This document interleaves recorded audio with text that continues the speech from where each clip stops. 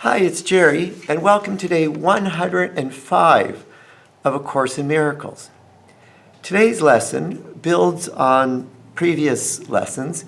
It is God's peace and joy are mine, but it takes it in a slightly different direction, in the direction of giving so that we may receive.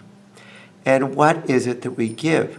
We give peace and joy to others so that And you know, usually when you give something to someone else, they have more and you have less.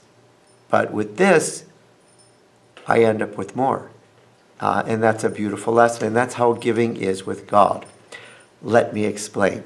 So, the truly given gifts entails no loss. To gain while another loses implies limit and insufficiency. A major goal of this course is to teach how to give so we receive. By accepting God's peace and joy, I learned to look at gifts differently. God's gifts are never lessened when they are given away.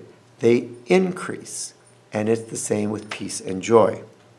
So, heaven's joy increases and intensifies when I accept joy and peace as God's gifts to me. True giving is creation, limitless and unlimited, eternal and timeless, love unto itself. So today I accept God's peace and joy as mine, and I let God complete God's self as God defines completion in God's way.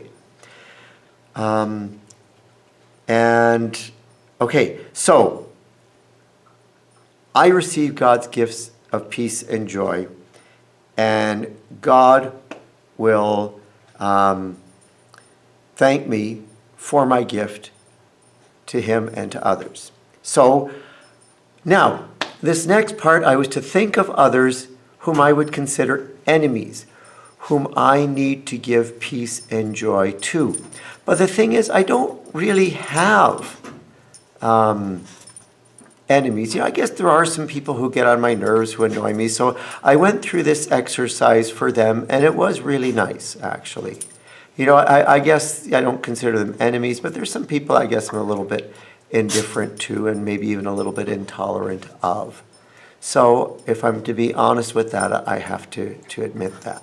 So I think of those people, and I say, my brother or my sister, peace and joy I offer you, that I may have God's peace and joy as mine.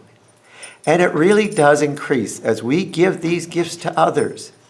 Peace and joy increases in us. We let go of things. Just like, I've used Mandela many times. As Mandela learned to forgive the white South Africans and to look on them with compassion, his own joy, his own peace increased, and actually his power and his influence increased. So I then say, God's peace and joy are mine. I close my eyes and let God's voice assure me this is true. So every hour I am to say this message, and if tempted to deny God's gift by another, say, my brother or sister, peace and joy I offer you, that I may have God's peace and joy as mine. And, that's really true. I've always, done similar things, actually. That's my dog who's playing around here. I've always done similar things, like when students have been kind of gotten on my nerves, I've said a little prayer and said, God, please help me to love this person. And it always works. I can't really think of any students who I really bear a grudge toward. Some of them try my patience, I have to admit, but I really do pray that they have peace and joy as well. And I really do hope that their experience in my class has been a happy memory, and they've been inspired in some way, shape, or form to tap into their gifts to make the world a better place. So, peace and joy. And may peace and joy be yours, my dear listeners. Thank you so much for joining me. I can't believe that it's day 105. We've already been at this for over 3 months.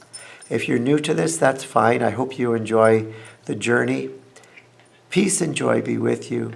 May God bless you, and we'll talk more tomorrow.